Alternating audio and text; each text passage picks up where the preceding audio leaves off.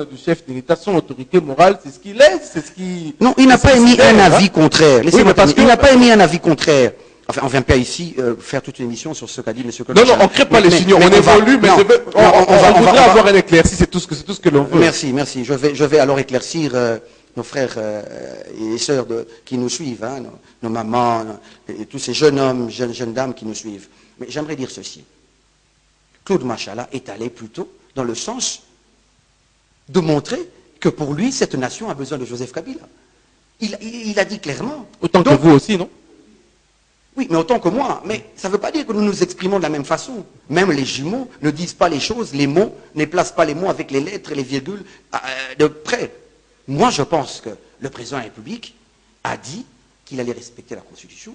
Eh bien, je suis confiant parce que c'est ce qu'il a toujours fait. Maintenant, nous attendons. Nous sommes confiants que nous allons respecter la Constitution. M. Claude Machala n'est pas allé en l'encontre. Il a dit, en tant que citoyen, il a bien dit qu'il souhaiterait faire une pétition pour que son président continue. Mais écoutez, il a le droit. Il a le droit. Et si cette pétition marche... Et une pétition qui sera peut-être signée par des grandes têtes, des gros poissons, même de la majorité présidentielle.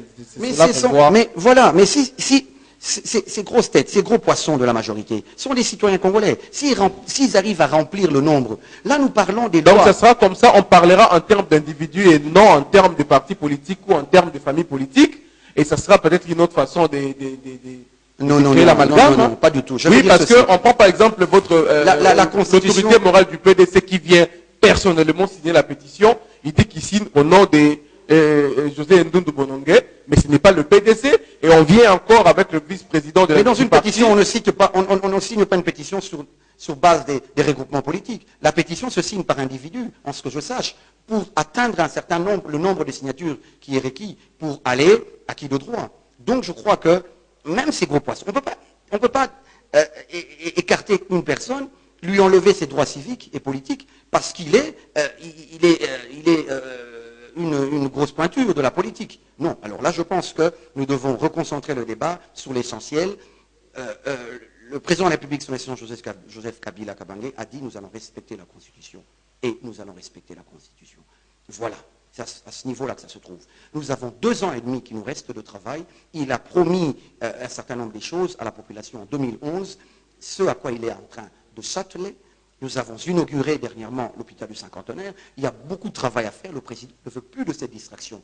Eh bien, je vais vous dire tout de suite, c'était un jeu réussi de la part de nos amis de l'opposition, de nos adversaires politiques. Vous savez qu'en tant qu'adversaire, vous devez créer des stratégies qui puissent distraire les personnes. Si vous n'avez pas des plans concrets, des plans qui puissent prendre le devant sur le plan en pratique, sur le plan en action, de votre adversaire politique, et vous pouvez passer par cette voie de distraction, de nous amener à 2 ans et demi, nous ne faut pas discuter. Et ça, le chef de l'État, il nous a ramenés à l'ordre, il nous a quand même, en tant que leader politique, il le fallait, c'est pour ça qu'il est notre autorité morale, il nous a ramenés pour nous dire, écoutez, je vous en prie, restez avec moi, soyez concentrés sur l'assouplissement de la misère de la population, le logement, l'électricité, l'eau, le transport, tout ça.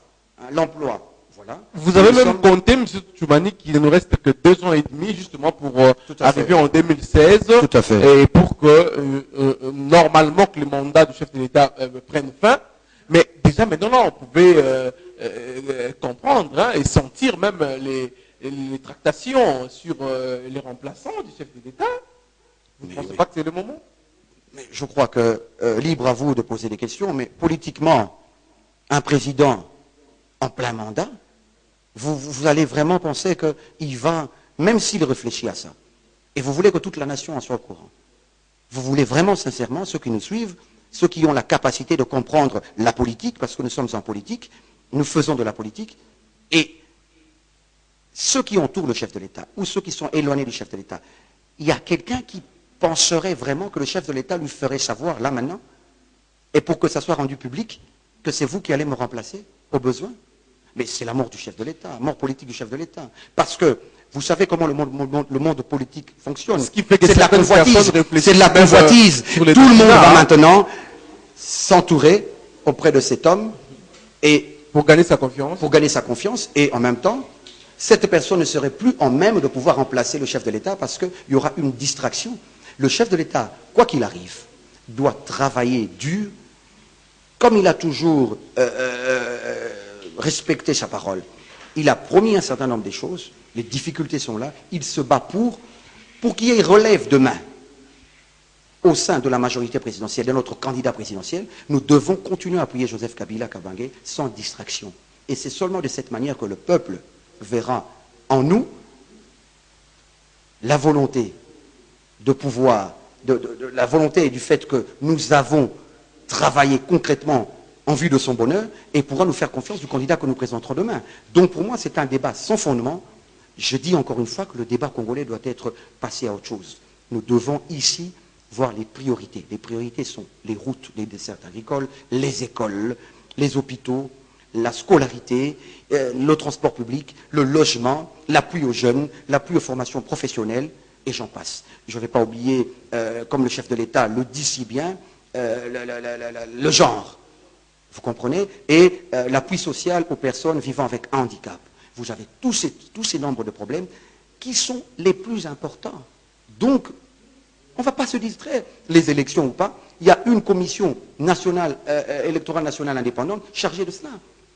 Pourquoi vous voulez que ça devienne là en 2014 un débat politique, actualité temps plein? Donc je crois que le chef de l'État, qui est chef de la majorité présidentielle, nous a redonné le cap. Nous restons dans ce cap et cette discussion, en mon sens, est close plutôt. Monsieur Tochumani Kisombe, vous avez suivi le Premier ministre de la France. Je ne sors pas encore, on est encore à l'intérieur du pays, on parle encore de Congo. Le Premier ministre de la France avait démissionné et ça n'a pas tardé. Il y a Manuel Valls qui a été nommé par le chef, par François Hollande. Ça n'a même pas pris assez de temps.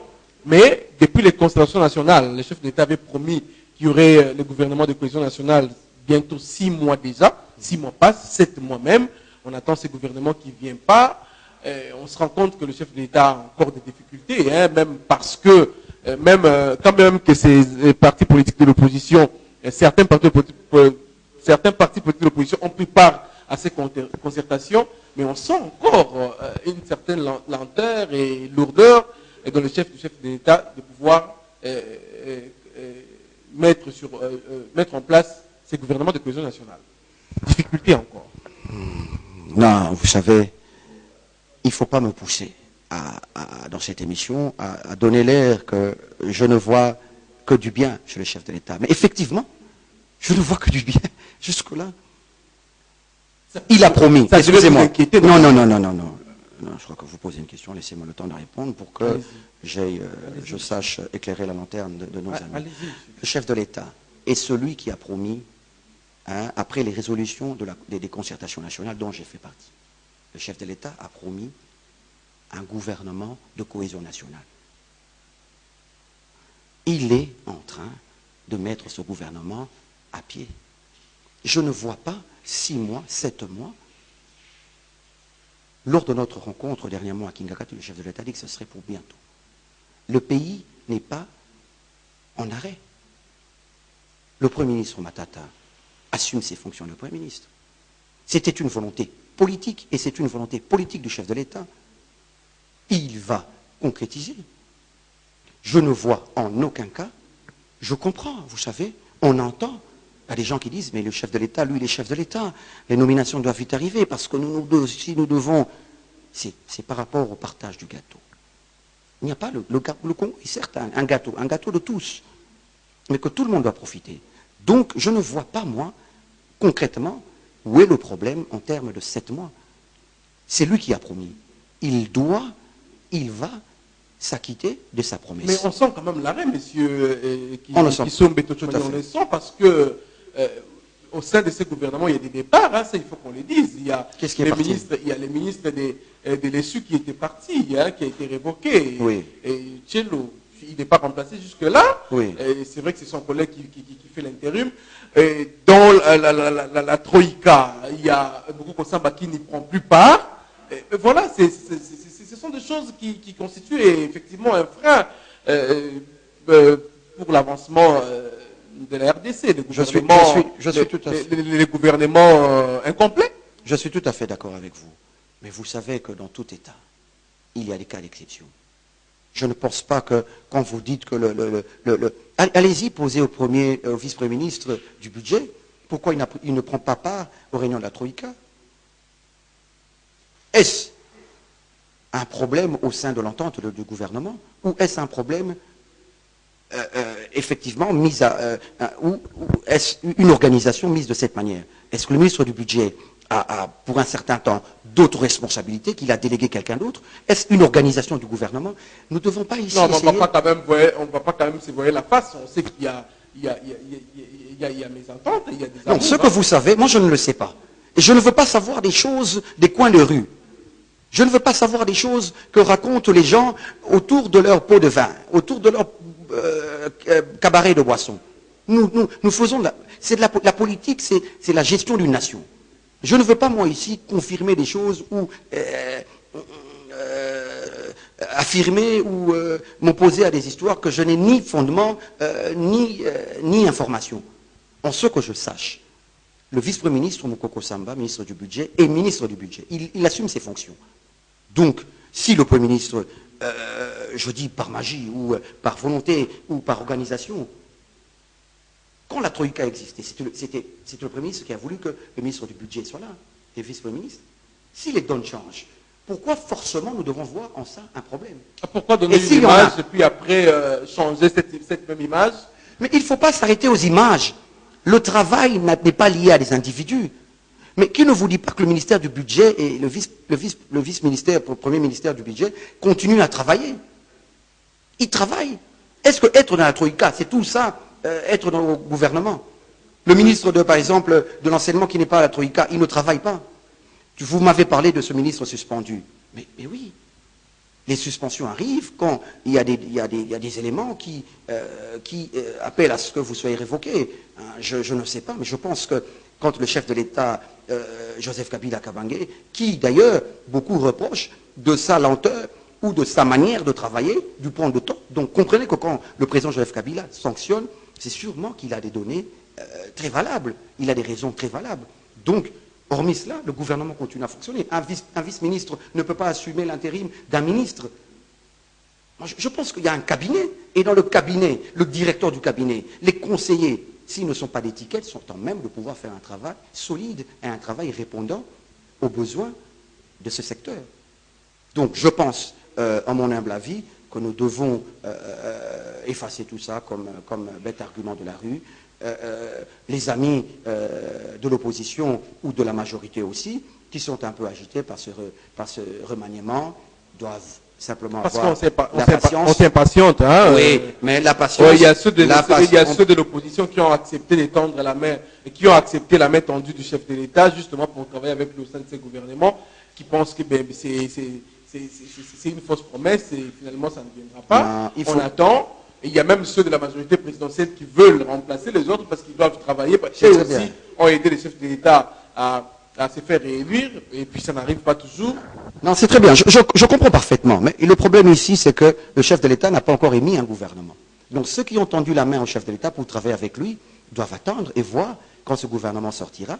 Est-ce que le chef de l'État aura mis en place? Vous savez, on veut que le chef de l'État fasse tout rapidement et d'une manière précipitée. Et pour qu'après, qu'on crie aux choses mal faites.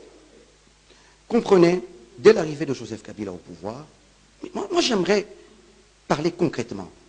Le président Kabila n'a pas cette culture de parler pour le plaisir de parler. N'a pas cette culture de signer pour le plaisir de signer. Mais c'est une autre... Mais c'est quoi? C'est ce qu'on appelle le changement de mentalité. Nous devons aussi apprendre à changer avec l'arrivée du président Joseph Kabila. C'est quelques valeurs qui nous inculquent. Et je pense modestement que, politiquement, il n'y a pas de faute. Il y a eu aussi des tractations, avant même que Matata Mponyo ne vienne à la tête du gouvernement. Ça a pris le temps que ça a pris, mais quand même que pour certains, c'était un ange descendu du ciel. Mais aujourd'hui, on jette le propre sur lui. Aujourd'hui, on dit que